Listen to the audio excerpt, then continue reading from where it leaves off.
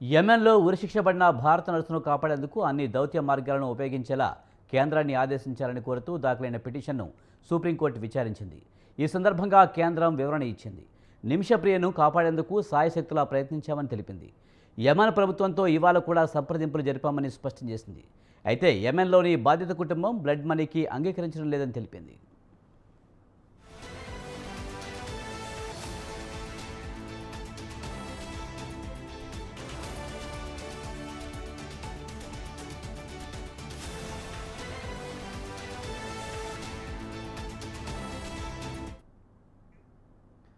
మరోవైపు బుధవారం నిమిషప్రియకు యెమెన్ దేశంలో ఉరిశిక్ష అమలు చేసేందుకు సన్నాహాలు జరుగుతున్నాయి. నిమిషప్రియను కాపాడాలంటూ కేరళ సీఎం విజయన్ ప్రధాని మోదీకి లేఖ రాశారు. ఈ విషయంలో మోదీ జోక్యం చేసుకోవాలని కోరారు.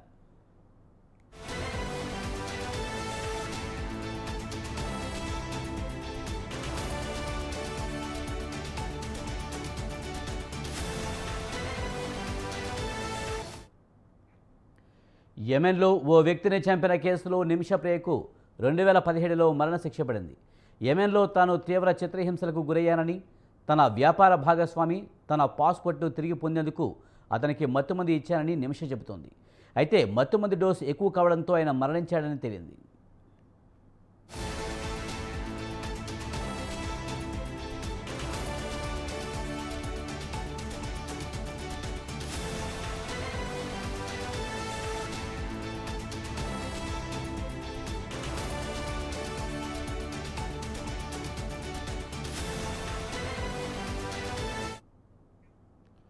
ఈ కేసులో చివరిగా మిగిలిన ఆశ బ్లడ్ మనీ ఒకటే. షరియత్ చట్టం ప్రకారం బ్లడ్ మనీ చెల్లిస్తే క్షమాపణ దక్కే అవకాశం ఉంది.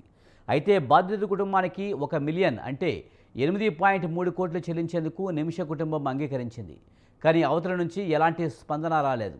మరణశిక్ష అమలుకు మరికొన్ని గంటలు మాత్రమే మిగిలిన తరుణంలో నిమిషకు అంతర్జాతీయ మద్దతు కోసం ఆమె కుటుంబ సభ్యులు తీవ్రంగా ప్రయత్నిస్తున్నారు.